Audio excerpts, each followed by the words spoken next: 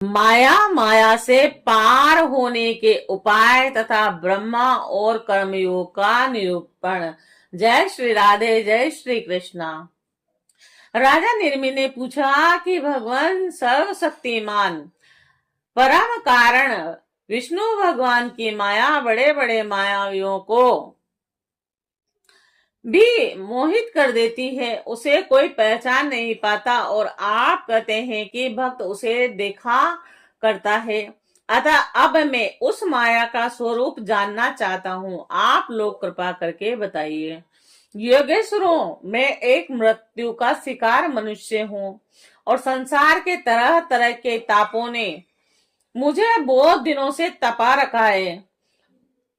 आप लोग जो भागवत कथा रूप अमृत का पान करा रहे हैं, वह उन तापों को मिटाने की एकमात्र औषधि है, और इसीलिए मैं आप लोगों की इस वाणी का सेवन करते करते तृप्त नहीं होता। आप कृपा और कहिए।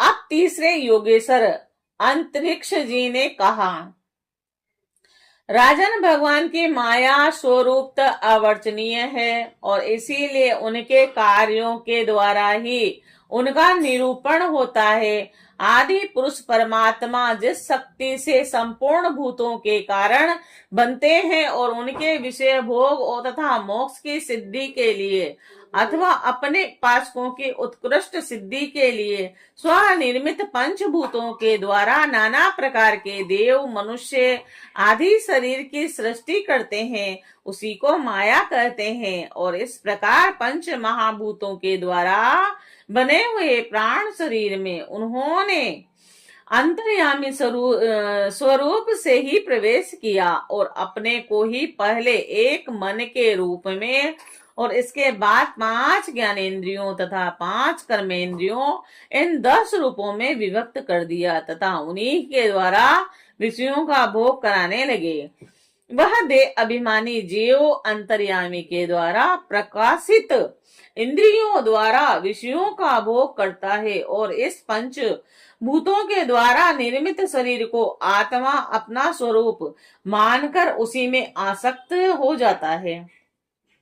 यह भगवान की माया है और अब वह कर्म इंद्रियों से सकाम कर्म करता है और उसके अनुसार शुभ कर्म का फल सुख और अशुभ कर्म का फल दुख भोग करने लगता है और शरीरधारी होकर इस संसार में भटकने लगता है। यह भगवान की माया है और इस प्रकार यह जीव ऐसी अनेक अमंगलमय कर्म कीर्तियों को, उनके फलों को प्राप्त होता है और महाभूतों के प्रलय पर्यंत विवश होकर जन्म के बाद मृत्यु और मृत्यु के बाद जन्म को प्राप्त होता रहता है। यह भगवान की माया है। जब पंचभूतों के प्रलय का समय आता है तब अनादि और अनंत काल स्थूल तथा सूक्ष्म द्रव्य और गुण इस समस्त व्यक्त सृष्टि को अव्यक्त की ओर, इसके मूल कारण की ओर खींचता है। यह भागवत की माया है। और उस समय पृथ्वी पर लगातार 100 वर्ष तक भयंकर सूखा पड़ता है, वर्षा बिल्कुल नहीं होती। प्रलय काल की शक्ति से सूर्य की उष्णता और भी बढ़ जाती है तथा वे तीनों लोगों को तपाने लगते हैं। यह भगवान की माया है। और उसी समय से स्नाग संकर्षण के मुंह से आग की प्रचंड लपटें निकलती है और वायु की प्रेरणा से वे लपटें पाताल लोक से जलाना प्रारंभ करती है तथा और भी ऊंची ऊंची होकर चारों ओर फैल जाती है। यह भगवान की माया है। इसके बाद प्रलयकालीन सावंतक मेघगण हाथी की सूंड के समान मोटी मोटी धाराओं से 100 वर्षों तक बरसता रहता है। उससे यह विराट ब्रह्मांड जल में डूब जाता है। यह भगवान की माया है। राजन, उस समय जैसा मतलब बिना ईंधन के आग बुझ जाती है, वैसे ही विराट पुरुष ब्रह्मा अपने ब्रह्मांड शरीर को छोड़कर सूक्ष्म स्वरूप अव्यक्त में लीन हो जाते हैं। यह भगवान की माया है। वायु पृथ्वी की गंध खींच लेती है और जिससे वह जल के रूप में हो जाती है, और वह जल वही वायु जल के रस को खींच लेती है और तब वह जल अपना कारण अग्नि बन जाता है। यह भगवान की माया है। जब अंधकार अग्नि का रूप छीन लेता है तब वह अग्नि वायु में लीन हो जाती है, और जब अवकाश स्वरूप आकाश वायु की स्पर्श शक्ति छीन लेता है तब वह आकाश में लीन हो जाता है। यह भगवान की माया है। राजन तद अंतर काल रूप ईश्वर आकाश के शब्द गुणों को हर लेता है और इससे वह तामस अहंकार में लीन हो जाता है और इंद्रियां और बुद्धि राजस अहंकार में लीन हो जाती है। मन सात्विक अहंकार से उत्पन्न देवताओं के साथ सात्विक अहंकार में प्रवेश कर जाता है तथा अपने 3 प्रकार के कार्यों के साथ अहंकार महत्व में लीन हो जाता है। महत्व प्रकृति में और प्रकृति ब्रह्मा में लीन होती है और फिर इसी के उल्टे कर्म से सृष्टि होती है और इस प्रकार की माया है। और यह सृष्टि स्थिति और संहार करने वाली त्रिगुणमयी माया है और इसका हमने आपसे वर्णन किया। अब आप क्या सुनना चाहते हैं?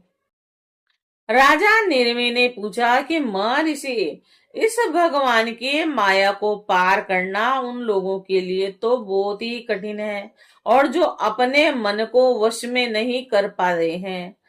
अब आप कृपा करके यह बताइए कि जो लोग शरीर आदि में आत्म बुद्धि रखते हैं तथा जिनकी समझ मोटी होती है, वे अनायास ही इसे कैसे पार कर सकते हैं? अब चौथे योगेश्वर पर बुद्ध जी बोले, राजन, स्त्री पुरुष संबंध आदि बंधनों में बंधे हुए संसारी मनुष्य सुख की प्राप्ति और दुख की निवृत्ति के लिए बड़े बड़े कर्म करते हैं और जो पुरुष माया के पार जाना चाहता है उसी को विचार करना चाहिए कि उनके कर्मों का फल किस प्रकार विपरीत हो जाता है और वह सुख के बदले दुख पाते हैं और दुख निवृत्ति के स्थान पर दिनों दिन दुख बढ़ता ही जाता है। और एक धन को ही लो जिससे दिन पर दिन दुख बढ़ता ही है और उसको पाना भी कठिन है, और यदि किसी प्रकार मिल भी जाए तो आत्मा के लिए तो यह मृत्यु स्वरूप ही है। जो जो इसकी उलझनों में पड़ जाता है वह अपने आप को भूल जाता है। और इसी प्रकार घर, पुत्र, स्वजन, संबंधी, पशुधन आदि भी अनित्य और नाशवान ही हैं। यदि कोई इन्हें जुटा भी ले तो इनसे क्या सुख शांति मिल सकती है?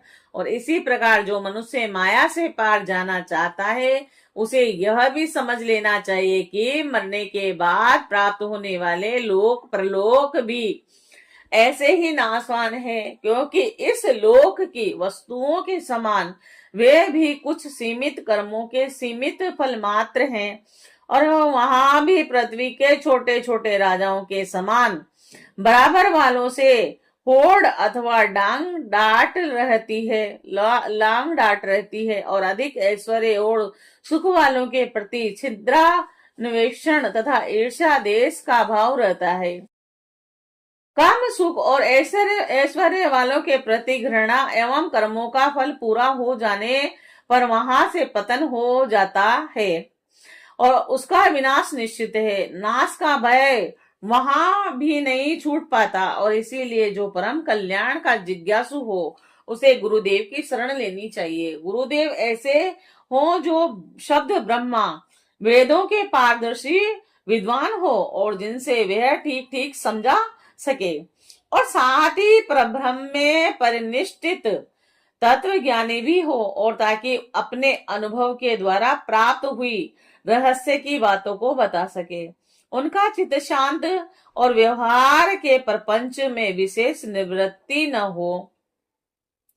जिज्ञासु को चाहिए कि गुरु को ही अपना परम प्रियतम आत्मा और इष्ट देव माने और उनके निष्कपटता भाव से सेवा करे और इनके पास रहकर भागवत धर्म की भगवान को प्राप्त कराने वाले भक्ति भाव के साधनों की क्रियात्मक शिक्षा ग्रहण करें और इन्हीं साधनों से सर्व आत्मा एवं भक्त को अपने आत्मा का दान करने वाले भगवान प्रसन्न होते हैं।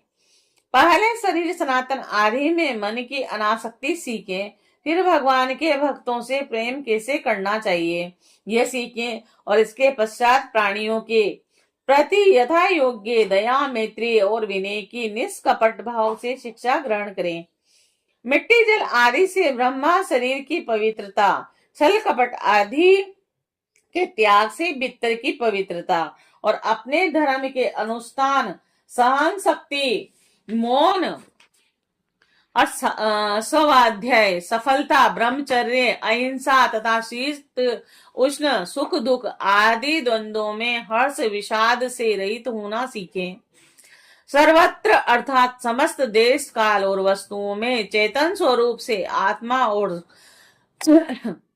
नित्य रूप से ईश्वर को देखना, एकांत सेवन यही मेरा घर है ऐसा भाव न रखना, ग्रस्त हो तो पवित्र वस्त्र पहनना और त्यागी हो तो फटे पुराने पवित्र चितड़े या वस्त्र, जो कुछ प्रारब्ध के अनुसार मिल जाए उसी में संतोष करना सीखे और भगवान की प्राप्ति का मार्ग बतलाने वाले शास्त्रों में श्रद्धा और दूसरे किसी भी शास्त्र की निंदा न करना, प्राणायाम के द्वारा, मन का मौन के द्वारा और वाणी का वासनाहीनता के अभ्यास से कर्मों का संयम करना, सत्य बोलना, इंद्रियों को अपने अपने गोलकों में स्थिर रखना और मन को कहीं बाहर न जाने देना सीखें।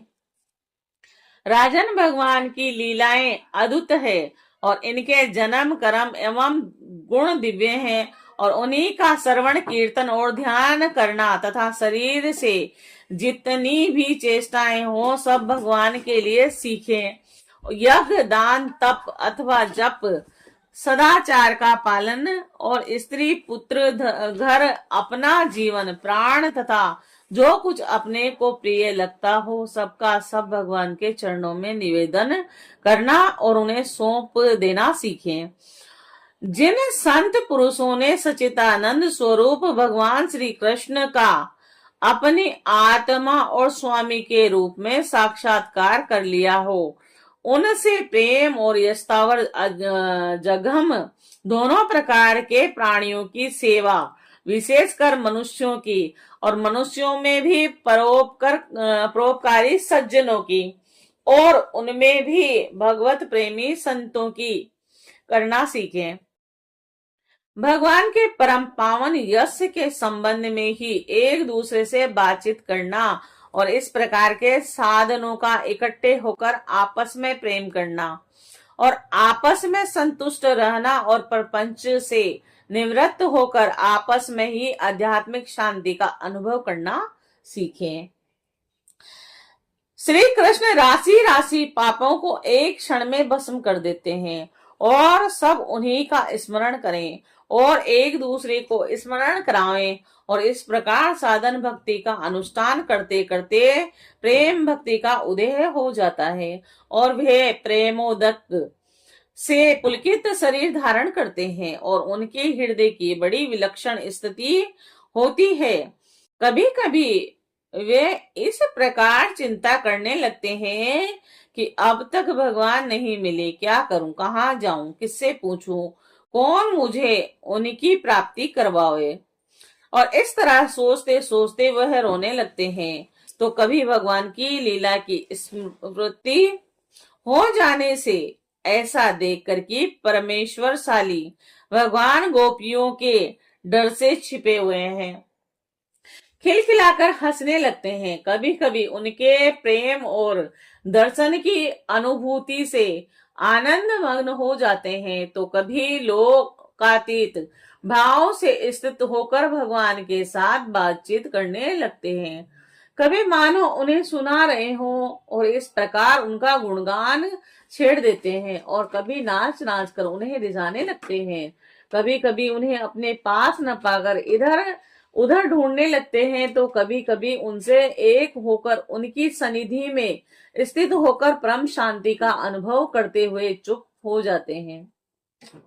राजन, जो इस प्रकार भागवत धर्मों की शिक्षा ग्रहण करता है उसे उनके द्वारा प्रेम भक्ति की प्राप्ति हो जाती है और वह भगवान नारायण के प्रायण होकर उस माया को अनायास ही पार कर जाता है जिसके पंजे से निकलना बहुत ही कठिन है। फिर राजा निर्मि ने पूछा, महर्षियों, आप लोग परमात्मा का वास्तविक स्वरूप जानने वालों में सर्वश्रेष्ठ हैं और इसीलिए मुझे यह बताइए कि जिस परब्रह्म परमात्मा का नारायण नाम से वर्णन किया जाता है उसका स्वरूप क्या है। अब पांचवे योगेश्वर पिपलायन जी ने कहा, राजन, जो इस संसार की उत्पत्ति, स्थिति और प्रलय का निर्मित कारण, उपादान कारण दोनों ही हैं, बनने वाला भी है और बनाने वाला भी है, परंतु स्वयं कारण रहित है, जो स्वप्न, जागृत और सुसुप्ति अवस्था में उनके साक्षी के रूप में विद्यमान रहता है और उनके अतिरिक्त समाधि में भी ज्यों का त्यों एक रस रहता है और जिसकी सत्ता से ही सत्तावान होकर शरीर, इंद्रिय, प्राण और अंतकरण अपना अपना काम करने में समर्थ होते हैं, उसी परम सत्य वस्तु को आप नारायण समझिए। जैसी चिंगारियां न तो अग्नि को प्रकाशित ही कर सकती है न जला ही सकती है, वैसे ही उस परम तत्व में, आत्म स्वरूप में न तो मन की गति है और न वाणी की। नेत्र उसे देख नहीं सकते और बुद्धि सोच नहीं सकती। प्राण और इंद्रियां तो उसके पास तक नहीं भटक सकती। नेति नेति इत्यादि श्रुतियों के शब्द भी वह है और इस रूप में उनका वर्णन नहीं करते, बल्कि उनको बोध कराने वाले जितने भी साधन हैं उनका निषेध करके तात्पर्य स्वरूप से अपना मूल निषेध का मूल और लक्षित करा देते हैं। क्योंकि यदि निषेध के आधार के आत्मा की सत्ता न हो तो निषेध कौन कर रहा है और निषेध की वृत्ति कैसी है, और इन प्रश्नों का कोई उत्तर ही न रहे, निषेध ही सिद्धि है न हो। जब सृष्टि नहीं थी तब केवल एक वही था। सृष्टि का निरूपण करने के लिए उसी को त्रिगुण यानी सत्व, रज और तममयी प्रकृति कहकर वर्णन किया और फिर उसी को ज्ञान प्रदान होने से, महत्व क्रिया प्रदान होने से, सूत्रात्मा और जीव की उपाधि होने से अहंकार के रूप में वर्णन किया गया। वास्तव में जितनी भी शक्तियां हैं, चाहे वह इंद्रियों की अधिष्ठातु देवताओं के रूप में हो, चाहे इंद्रियों के, उनके विषय के अथवा विषयों के प्रकाश के रूप में हो, सब का सब वह ब्रह्मा ही है। क्योंकि ब्रह्मा की शक्ति अनंत है। कहाँ तक कहूं, कुछ दृश्य अदृश्य कार्य कारण सत्य और असत्य है और सब कुछ ब्रह्मा है और इनसे परे जो कुछ भी ब्रह्मा ही है और वह ब्रह्म स्वरूप आत्मा न तो कभी जन्म लेता है न कभी मरता है, वह न तो बढ़ता है और न घटता है, और जितने भी परिवर्तन पदार्थ हैं, चाहे वे क्रिया, संकल्प और उनके अभाव के रूप में ही क्यों न हो, सबकी भूत भविष्य वर्तमान सत्ता का वह साक्षी है, सब में है और देश काल वस्तु में अपरिचिन्न है, अविनाशी है। वह उपलब्धि कराने वाला अथवा उपलब्धि का विषय नहीं है, केवल उपलब्धि स्वरूप ज्ञान स्वरूप है। जैसे प्राण तो एक ही है रहता है, परंतु स्थान भेद से उसके अनेक नाम हो जाते हैं, वैसे ही ज्ञान एक होने पर भी इंद्रियों के संयोग से उनमें अनेकता की कल्पना हो जाती है। जगत में 4 प्रकार के जीव होते हैं, अंडा फोड़कर पैदा होने वाले पक्षी, सांप आदि, नाल में बंधे पैदा होने वाले पशु और मनुष्य, और धरती फोड़कर निकलने वाले वृक्ष, वनस्पति और पसीने से उत्पन्न होने वाले खटमल आदि। इन सभी जीव शरीर में प्राण शक्ति जीव के पीछे लगी रहती है, और जीव के भिन्न भिन्न होने पर भी प्राण एक ही रहता है। सुषुप्ति अवस्था में जब इंद्रियां निश्चेष्ट हो जाती है, अहंकार भी सो जाता है, लीन हो जाता है, अर्थात लिंग शरीर नहीं रहता, उस समय यदि कुतष्ट आत्मा भी न हो तो इस बात की पीछे से स्मृति ही कैसे हो कि मैं सुख से सोया था। पीछे होने वाली यह स्मृति ही उस समय आत्मा के अस्तित्व को प्रमाणित करती है। जब भगवान कमलनाभ के चरण कमलों को प्राप्त करने की इच्छा से तीव्र भक्ति की प्राप्ति है, वह भक्ति ही अग्नि की भांति गुण और कर्मों से उत्पन्न हुए चित्त के सारे मलों को जला डालती है। जब चित्त शुद्ध हो जाता है, तब आत्म तत्व का साक्षात्कार हो जाता है, और जैसे नेत्रों के निर्विकार हो जाने पर सूर्य के प्रकाश की प्रत्यक्ष अनुभूति होने लगती है। फिर राजा निर्मि ने पूछा, योगेश्वरों, अब आप लोग हमें कर्म योग का उपदेश कीजिए, और जिनके द्वारा शुद्ध होकर मनुष्य शीघ्र अतिशीघ्र ब्रह्म निष्कर्मये अर्थात कृतत्व कर्म और कर्म फल की निवृत्ति करने वाला ज्ञान प्राप्त करता हो। एक बार यही प्रश्न मैंने अपने पिता महाराज इक्ष्वाकु के सामने ब्रह्मा जी के मानस पुत्र सनकादि ऋषियों ने पूछा था, परंतु उन्होंने सर्वज्ञ होने पर भी मेरे प्रश्न का उत्तर न दिया था। इसका क्या कारण था, कृपा करके मुझे बतलाइए। अब छठे योगेश्वर आविहोत्र जी ने कहा, राजन, कर्म शास्त्र विहीन अकर्म निषिद्ध और विकर्म विहित का उल्लंघन, ये तीनों एकमात्र वेद के द्वारा जाने जाते हैं, और इनकी व्यवस्था लौकिक रीति से नहीं होती। वेद अपौरुषेय है और ईश्वर रूप है, इसीलिए उनके तात्पर्य का निश्चय करना बहुत कठिन है, और इसी से बड़े बड़े विद्वान भी उनके अभिप्राय का निर्णय करने में भूल कर बैठते हैं। और इसी से तुम्हारे बचपन की ओर देखकर तुम्हें अनादिकाल समझकर सनक आदि ऋषियों ने तुम्हारे प्रश्न का उत्तर नहीं दिया। यह वेद परोक्ष वादात्मक है, और यह कर्मों की निवृत्ति के लिए कर्म का विधान करता है। जैसे बालक को मिठाई आदि का लालच देकर औषधि खिलाते हैं, वैसे ही यह अनभिज्ञ को स्वर्ग आदि का प्रलोभन देकर श्रेष्ठ कर्म में निवृत्त करता है। और जिनका ज्ञान निवृत्त नहीं हुआ है, जिनकी इंद्रियां वश में नहीं है, वह यदि मनमाने ढंग से वेदोक्त कर्मों का परित्याग कर देता है, तो वह विहित कर्मों का आचरण न करने के कारण भी कर्म रूप अधर्म ही करता है, और इसीलिए वह मृत्यु के बाद फिर मृत्यु को प्राप्त होता है।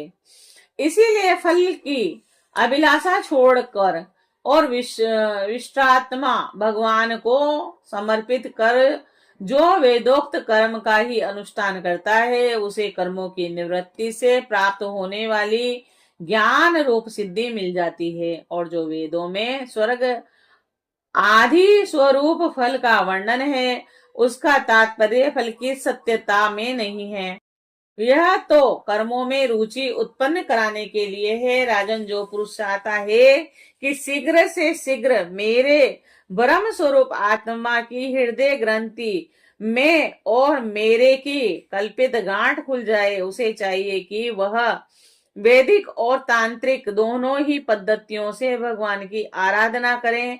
पहले सेवा आदि के द्वारा गुरुदेव की दीक्षा प्राप्त करें, फिर उनके द्वारा अनुष्ठान की विधि सीखें और अपने को भगवान की मूर्ति में प्रिय लगें, अभिष्ट जान पड़े और उसी के द्वारा पुरुषोत्तम भगवान की पूजा करें। पहले स्नान आदि से शरीर को संतोष आदि के अंतकरण को शुद्ध करें और इसके बाद भगवान की मूर्ति के सामने बैठकर प्राणायाम आदि के द्वारा भूत शुद्धि नाड़ी शोधन करें। तत्पश्चात विधि पूर्वक मंत्र देवता आदि के न्यास से अंग रक्षा करके भगवान की पूजा करें और पहले पुष्प आदि पदार्थों का जंतु आदि निकालकर पृथ्वी को समार्जन आदि से अपने को अव्यग्र होकर और भगवान की मूर्ति को पहले ही की पूजा में लगे हुए पदार्थों के शालन आदि से पूजा के योग्य बनाकर फिर आसन पर मंत्रोच्चारण पूर्वक जल छिड़क कर पाद अर्धे आदि पात्रों को स्थापित करें। तदंतर एकाग्र चित्त होकर हृदय में भगवान का ध्यान करके फिर उसे सामने की मूर्ति में चिंतन करें। तदंतर हृदय सिर शिखा यानी हृदयाय नमः, सिर से स्वाहा और इत्यादि मंत्रों के न्यास करे और अपने इष्ट देव के मूल मंत्र के द्वारा केश काल आदि के अनुकूल प्राप्त पूजा सामग्री से प्रतिमा आदि में अथवा हृदय में भगवान की पूजा करें। अपने अपने उपास्य देव की, विग्रह की, हृदय आदि की, अंग की, आयुधा की, उपांग और पार्षदों सहित उनके मूल मंत्र द्वारा पाद अर्धे आचमन मधुपक स्नान वस्त्र आभूषण गंध पुष्प दधि अक्षत के तिलक माला धूप दीप और नवेद आदि से विधिवत पूजा करें तथा फिर स्तोत्रों द्वारा स्तुति करके सपरिवार भगवान श्री हरि को नमस्कार करें और अपने आप को भगवानमय ध्यान करते हुए ही भगवान की मूर्ति का पूजन करना चाहिए। निर्माल्य को अपने सिर पर रखें और आदर के साथ भगवत विग्रह को यथा स्थान स्थापित कर पूजा समाप्त करनी चाहिए। और इस प्रकार जो पुरुष अग्नि सूर्य जल अतिथि और अपने हृदय में आत्म स्वरूप श्री हरि की पूजा करता है वह शीघ्र मुक्त हो जाता है। जय श्री राधे, जय श्री कृष्ण।